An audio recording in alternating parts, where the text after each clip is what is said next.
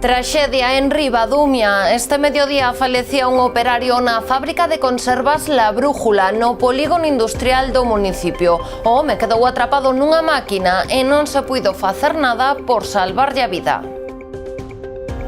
Que tal? Moi boa noite. De seguido lles ampliamos esta información. Antes titulares.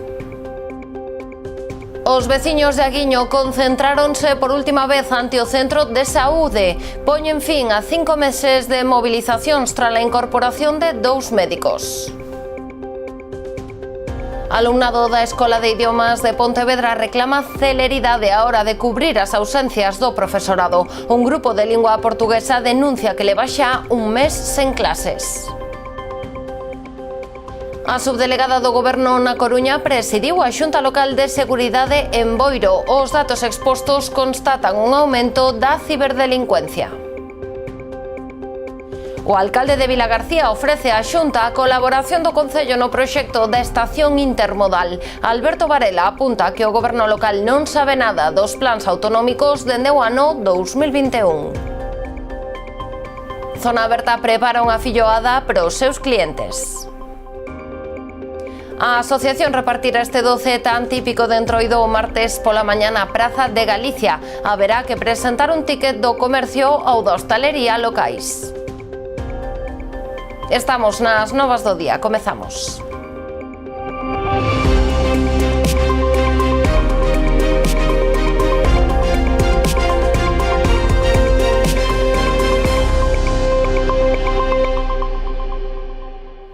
Traxedia este mediodía no Concello de Ribadumia. Un operario da fábrica de conservas La Brújula do polígono industrial faleceu tras quedar atrapado nunha máquina. Segundo informa o 112, foi un particular quen alertou os servizos de emerxencias ao redor da 1:10 do mediodía. Solicitaba asistencia sanitaria urxente para un traballador que quedara atrapado nun transelevador. Ata o punto desprazáronse efectivos do 061, pero a pesares dos seus esforzos só puideron confirmar o falecemento do operario. Tamén foi precisa a intervención dos bombeiros para liberar o corpo. No operativo interviron, ademais, Garda Civil e voluntarios de Protección Civil de Ribadumia. Os veciños de Aguiño rodearon o centro de saúde da parroquia na que foi a última das concentracións para demandar unha atención primaria de calidade. Simbolizaron así unha gran aperta en agradecemento a todos os cidadáns que colaboraron durante estes 5 meses co fin de lograr a incorporación de 2 médicos. Co obxectivo cumprido agardan que esta sexa a última das concentracións, aínda que non descartan ter que retomar as movilizacións no caso de que o Sergas non asuma os compromisos adquiridos coa adxudicación definitiva das 2 prazas a finais de ano. O vindeiro sábado 22 de marzo, co gallo do Día Mundial da Auga, a Pobra do Caramiñal acollera unha manifestación por terra e por mar para denunciar a situación da Ría da Arousa.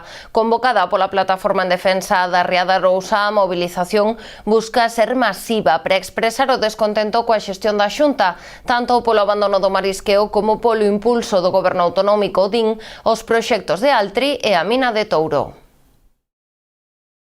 Estamos profundamente preocupados polo debalo produtivo da Ría da Arousa, que carece de medidas administrativas por parte da Xunta e orzamentarias que den conta dos problemas estruturais que ten a Ría da Arousa e sinaladamente o seu marisqueo, e como consecuencia deses 2 grandes proxectos da celulosa de Altri e da reapertura da mina de cobre de Touro, pois evidentemente esta manifestación vai a unificar todo eso en un clamor social para parar este xenocidio da Ría da Arousa. Como dicíamos, a cita será o sábado 22 de marzo na Pobra entre as 12 da mañá e as 2:30 da tarde. A intención dos convocantes é que nesta movilización poidan participar as embarcacións da terceira lista. Por iso, xe patróns maiores arousáns acompañaron a Rubido ata a delegación da Consellería do Mar en Carril para solicitar que se permita a estes barcos participar na movilización. Recordemos que por normativa autonómica as embarcacións da terceira lista non se poden desprazar na fin de semana. No documento presentado, a plataforma explica que o dereito á manifestación é un dereito fundamental que debe prevalecer sobre a norma. Ademais desta convocatoria, o vindeiro xoves 6 de marzo, a PDRA organiza un acto informativo sobre o impacto de Altri e da mina de Touro sobre a actividade marisqueira. Será ás 7 da tarde no Salón Peña de Cambados e contará coa participación de varios expertos. O alumnado da Escola de Idiomas de Pontevedra reclama celeridade á hora de cubrir as ausencias do profesorado. Hoxe un grupo de estudantes de portugués concentrouse ás portas do centro para chamar a atención sobre a súa situación. Hai un mes que non teñen clase pola baixa do profesor. Reclaman que se tomen medidas que solucionen esta problemática que afecta, din, o rendemento académico. Celeridade á hora de substituir as ausencias do profesorado e a reclamación dos alumnos da Escola de Idiomas de Pontevedra. Llevamos 4 grupos de portugués un mes sin tener clase y se debe a la falta de sustitución del profesorado que causa baja por enfermedad. Ha ocurrido un caso muy similar en esta misma escuela, con 4 grupos de inglés, y hasta el 17 de febrero, que se reincorporó por enfermedad su profesor, no hubo una sustitución efectiva del profesorado. No es normal que en 5 semanas no pueda sustituirse a alguien. Denuncian que nos 5 meses que levan de curso hai grupos que perderon ata 5 semanas de clase. Tendo en conta que a vindeira semana son as vacacións do Entroido, calculan que non volverán ás aulas ata mediados do mes de marzo. Ahora mismo va a haber una pausa de carnavales, que tenemos las vacaciones escolares, igual que en los colegios. Va a haber una pausa de Semana Santa y a mediados de mayo ya son los exámenes. Entonces sí nos preocupa que nos hemos matriculado en un curso que es presencial y no se ha dado ninguna alternativa. Yo creo que las hay. De hecho, la infraestructura para que las haya ya existe. Y durante el COVID así se pusieron en efecto. Porque de lo contrario hemos pagado por un servicio que no se está proporcionando. Unha falta de clases que aseguran afecta severamente o rendemento académico do estudantado. Entendemos que haya una lista de sustitución y que deba respetarse, por supuesto, pero no puede dejarse agotar una lista, sobre todo en aquellos idiomas que parece que se está cronificando el problema. En portugués el año pasado ha ocurrido algo muy similar, en esta misma escuela. Y si en otras escuelas también sucede, como ha declarado la Consellería y la dirección del centro, hay un problema que desde luego los alumnos no podemos resolver. Hoxe concentráronse as portas da Escola de Idiomas de Pontevedra para poñer o foco sobre esta situación, reclamando que se tomen as medidas necesarias para que se solucione e non se repita.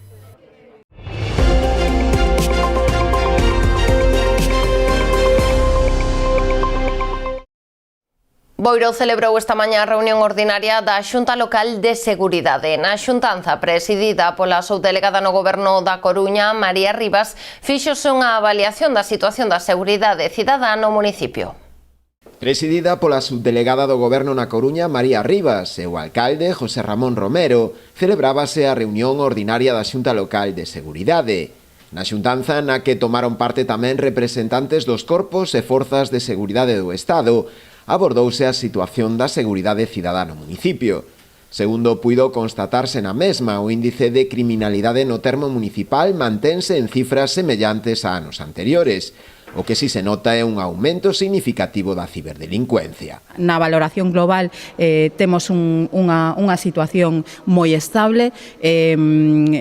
Nos casos que se suelen producir e que son normais na nosa provincia, a reacción da Guardia Civil é inmediata. De feito, temos unha actuación moi recente a semana pasada.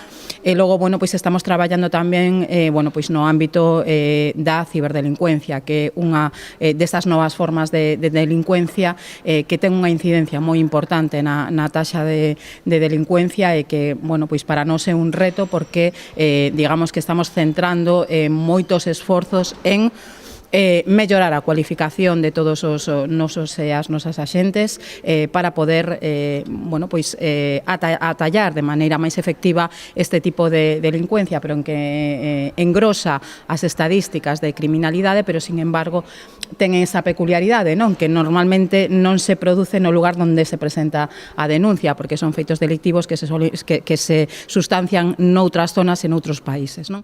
A subdelegada puxo tamén en valor a cooperación das distintas forzas de seguridade, nomeadamente a Garda Civil e a Policía Local, de cara á prevención de calquera tipo de acto delitivo. A colaboración é moi boa e iso é fundamental, porque eu creo que se hai algo que temos que cada vez máis claro é que a seguridade de todas e de todos nós é algo do que formamos parte todas as administracións, independentemente, como digo eu, do color do traxe que porte o axente, é dicir, Policía Local, Garda Civil, a Policía Adscrita, é dicir, todos traballamos conxuntamente para garantir a seguridade de todos os veciños e as veciñas, e teño que decir que aquí, particularmente, a colaboración co Concello é moi boa. Na xuntanza tamén se avaliou a situación no ámbito da violencia de xénero e a marcha do sistema Bioxen, do que forma parte tamén o Concello, co que se optimizan os recursos para poñelos a disposición das vítimas da violencia machista, para protexelas cunha maior coordinación e proximidade en colaboración entre a Policía Local e a Garda Civil.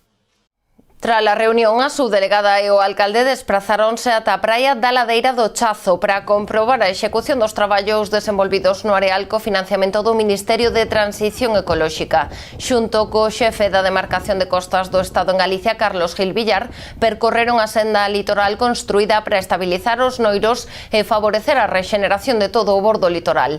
O proxecto marcado no Plan Adapta supuxo un investimento de 180.000 euros. O Concello de Vilagarcía reclama a Xunta de Galicia unha reunión para abordar o estado do proxecto da estación intermodal. O alcalde Alberto Varela asegurou que a última noticia que ten o goberno local data do ano 2021, cando a anterior conselleira de Infraestructuras Etel Vázquez lles entregara un borrador. Deste xeito, Varela desminte o novo conselleiro responsable Diego Calvo, que asegurou hai uns días no Parlamento que xa trasladaran o proxecto ao Concello. Vilagarcía tende a man a Xunta de Galicia para negociar o proxecto da estación intermodal. Así as cousas, o alcalde Alberto Varela apunta o Concello non ten noticias sobre esta infraestructura dende o ano 2021. Que o último que temos é este borrador que se nos deu no ano 2021 nunha reunión na que asistín eu persoalmente coa anterior conselleira responsable, que naquel momento era Etel Vázquez. Eu sí que me creo que un conselleiro diga que hai un proxecto, pois haberá ese proxecto, pero dende logo, se queren esa colaboración, non estaría mal que o Concello o coñecese. Deste xeito, Varela sae o paso das últimas declaracións de Diego Calvo, conselleiro responsable da área. No Parlamento, Calvo asegurará que xa se trasladara o proxecto ao Concello Vilagarcián e que a súa construción dependía da colaboración do goberno local. Se nos pediu xa no ano 2022 que se conseguíramos que para poder facer o proxecto tal e como querían os responsables da área, pois era que teñamos que ser nós, o Concello de Vilagarcía, que conseguíramos unha ascensión por parte do DIF duns terrenos para poder abrir un espacio aí e que os autobuses saíran dunha maneira diferente. Ben, pois o Concello de Vilagarcía se negociou, se mirou a maneira, houve varias reunións e se conseguiu xa en marzo de 2022 a cesión por parte da DIF de 72 metros cuadrados. En canto aos futuros usos que podería ter o edificio da estación de autobuses despois da construción da intermodal, Varela propón destinalo ás asociacións da vila ou a unificar servizos da Xunta, que na actualidade están espallados noutros espazos. Diante da zona do ramal de Doña Concha, pois aí están usando un edificio. No noso espacio de Matosiños tamén están ali os veterinarios, o Espaz, etc. Hai diferentes unidades da Xunta de Galicia que están en espacios municipais, pois o poden centralizar todo aquí, que ocupen eles o seu edificio e liberarían espacios municipais que podemos utilizar a outras cousas. O rexedor apunta tamén que o Concello solicitou unha reunión con Calvo en novembro de 2024 para abordar o proxecto da intermodal, pero que aínda non tiveron resposta. O Concello de Meis afrontará a humanización da Rúa da Igrexa na contorna da Praza de España. Fará o abeiro do Plan Extra da Deputación de Pontevedra. Así, a actuación está orzamentada en 483.000 euros. Desta contía, a Administración Provincial achegará 410.000. Os restantes sairán das arcas municipais. Esta rúa, a Rúa Igrexa, a verdade que é a última que nos quedaba por remodelar aquí nas inmediacións da Praza de España para finalizar o proceso de humanización. A verdade que era unha espiña que tiña este goberno cravada, por iso tiñamos ese proxecto preparado xa desde fai uns anos, por canto a verdade que é unha rúa daqui do centro, unha rúa que ten moito movimento e efectivamente ten unha necesidade imperiosa de humanizar. O vial ten ao redor dun quilómetro de lonxitude. Segundo recolle o proxecto, o último treito da Rúa da Igrexa, xa chegando á Praza de España, pasará a estar adoquinado. Na parte anterior empregarase unha plataforma empedrada. Tamén a estrada pasará a ser dun único sentido en dirección á Praza de España. Así, na marxe dereita habilitarase unha senda peonil que unirá toda a contorna co Mercado do Gando, chegando ata a estrada de Barrantes. Do lado esquerdo construirase beirarrúas. Ademais, instalaránse elementos como árbores e xardineiras, melloraránse as canalizacións, soterraránse as conexións e mudaránse as luminarias. Dende o Concello explican que o proxecto de humanización desta rúa xa fora elaborado no marco do Plan Ágora do anterior goberno da Deputación de Pontevedra, polo que a súa redacción non tivo ningún custo para as arcas municipais. Agora o goberno local agarda recibir a comunicación oficial da Administración provincial, dando luz verde á intervención. Facemos unha pausa para a publicidade, voltamos de contado.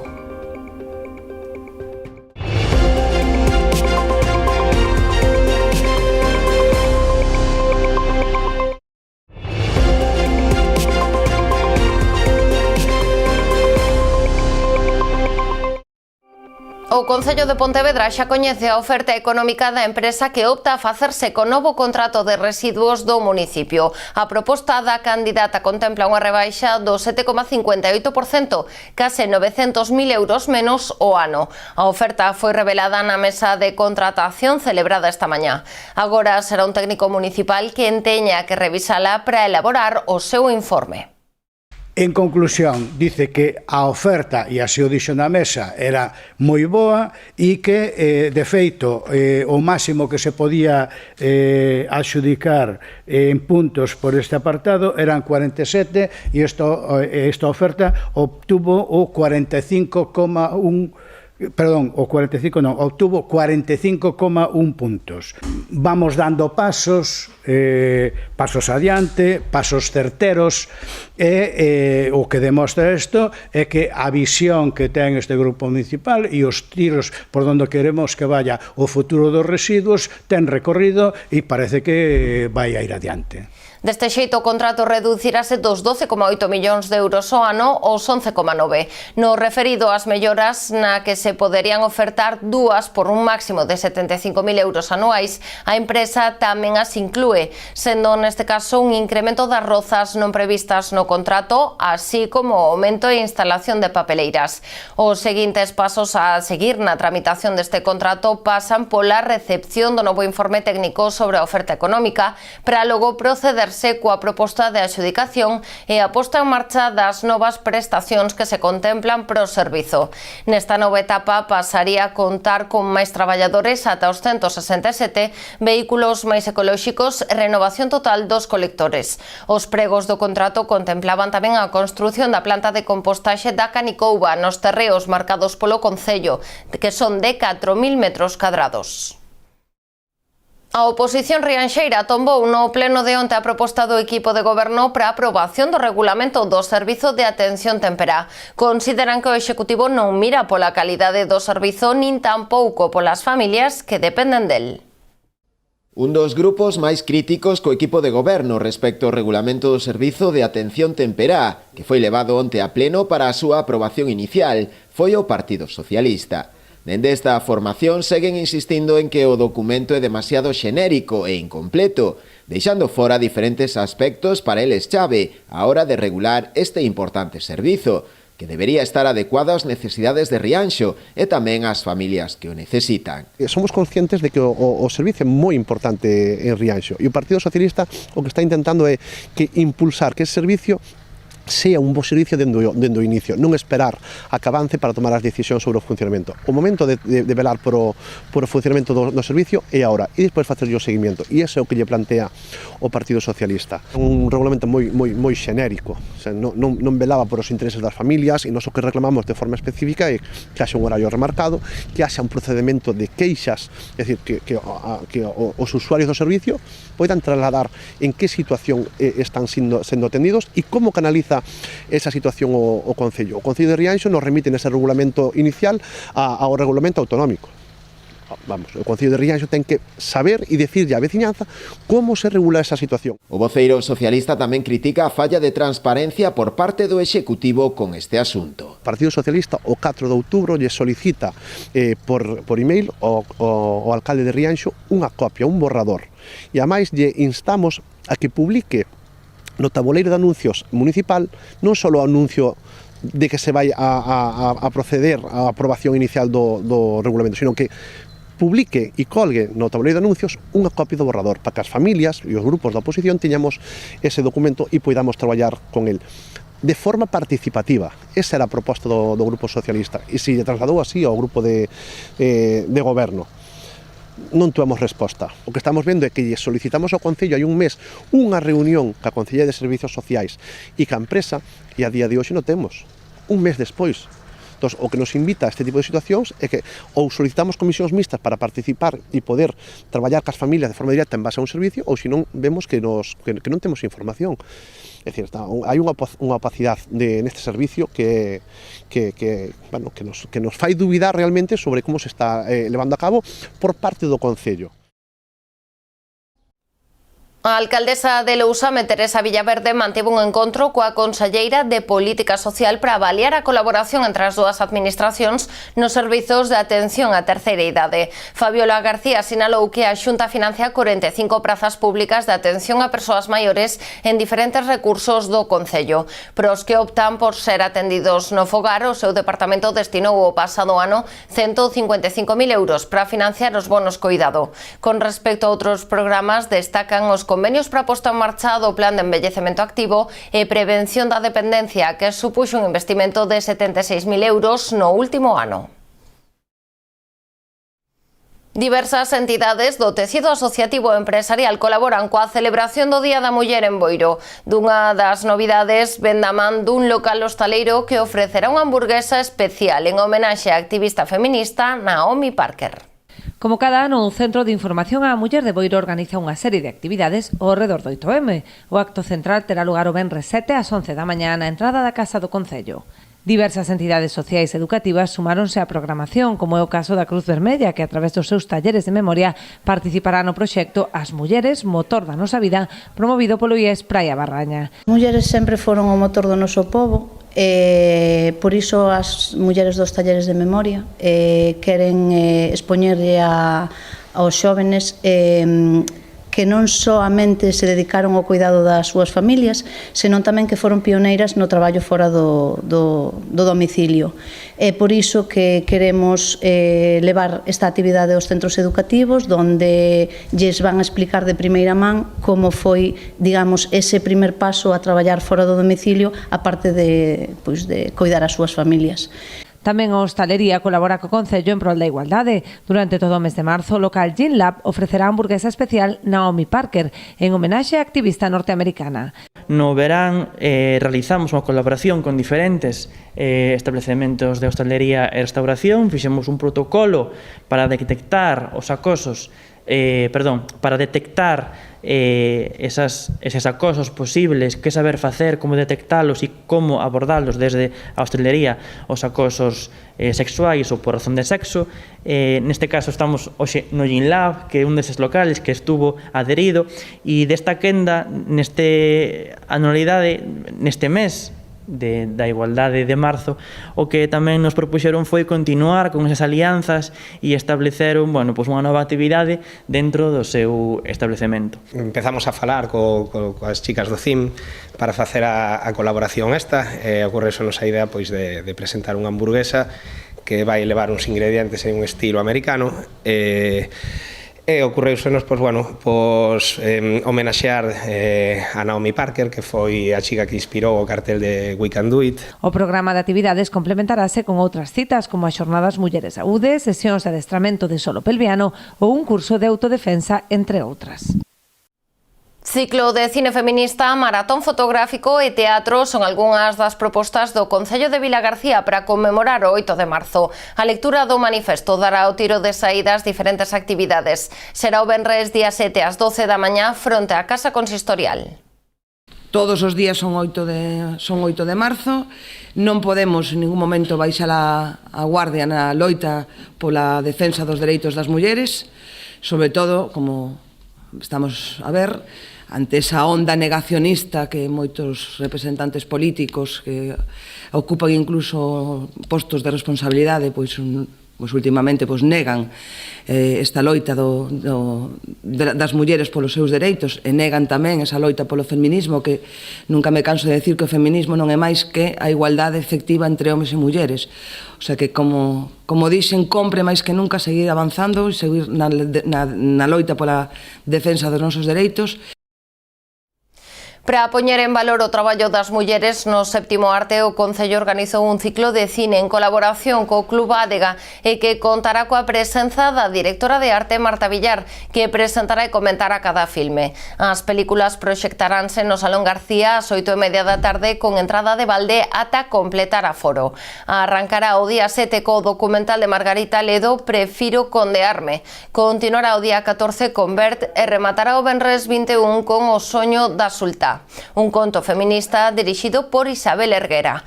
En canto ao maratón fotográfico pola igualdade, celebrarase o propio Día da Muller. Haberá 2 categorías, infantil e xeral, e non poderán participar persoas que sexan profesionais do sector. As temáticas das fotos daránse a coñecer o día da proba no Auditorio Municipal ás 10 da mañá. Por último, o 22 de marzo, tamén no auditorio, representarase as alumnas, un espectáculo sobre xustiza social, memoria histórica e igualdade. Será ás 8:30 da tarde con entrada de balde.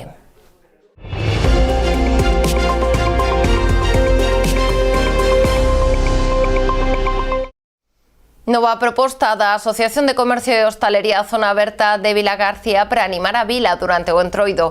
O colectivo celebrará unha filloada co reparto de filloas gratuitas á veciñanza. Será o martes dende as 11 da mañá ata 1 do mediodía ou ata fin de existencias.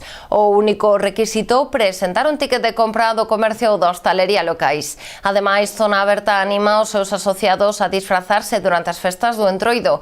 Así, porán en marcha un concurso para a xornada do martes. Os comerciantes e hostaleiros que se disfracen optarán a conseguir 3 premios de 250, 150 e 100 euros. Pues en una filloa que daremos en la Plaza de Galicia el martes de 11:30, ¿no? De 11 a 1:30 o hasta fin de existencias.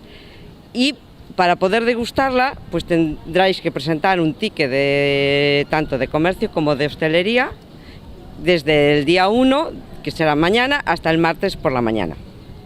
Entonces, bueno, pues os animamos a que consumáis mucho en el comercio y en la hostelería para poder degustar una super filloa. Y es un día que se va a complementar muy bien. Por la mañana no tenemos más todos los vecinos de Vilagarcía y la gente que nos visite desde fuera, que lo que tiene que hacer es comprar en nuestro comercio, aprovecharse también de poder tomar una rica filloa y rápido a disfrazarse para por la tarde cambiar comercio por hostelería y disfrutar del martes de carnaval tan tradicional de Vilagarcía y de todo lo que aporta nuestra ciudad.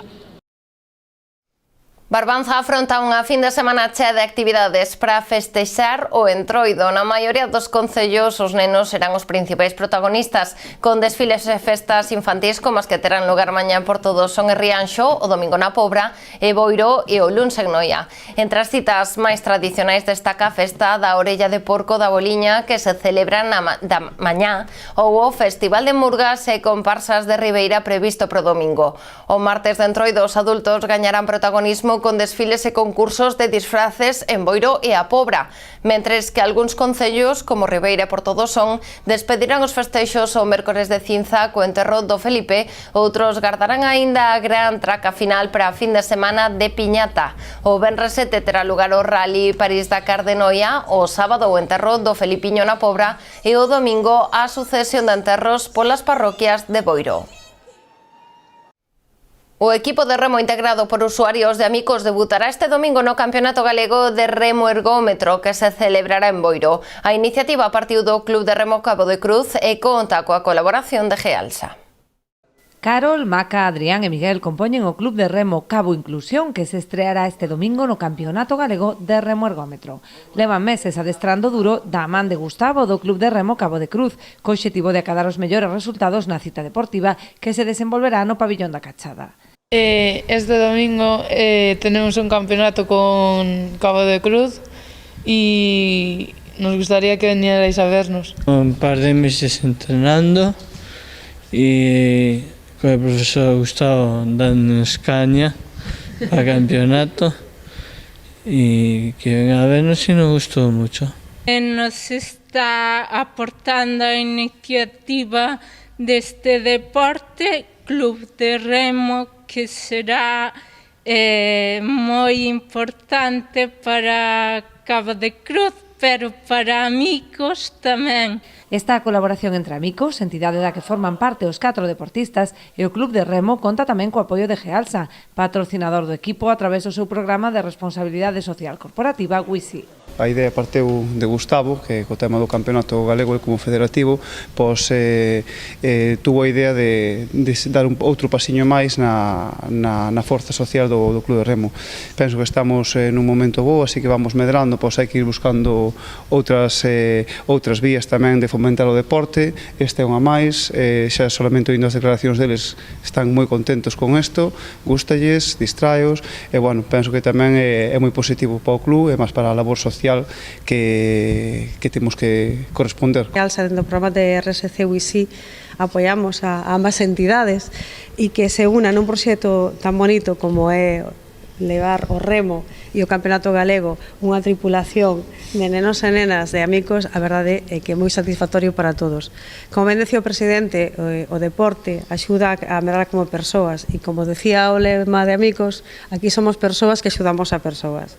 Esta mañá selaban a colaboración coa asinatura dun convenio que plasmaron de xeito simbólico sobre unhas gorgonias, un tipo de coral que Amigos está a recuperar a través dun programa de formación medioambiental. Como decían eles, somos persoas que coidamos de persoas, pero tamén das nosas tradicións e do noso medio ambiente, pois, como simboliza esta liberación destas dúas gorgonias que hemos recuperado das redes accidentalmente.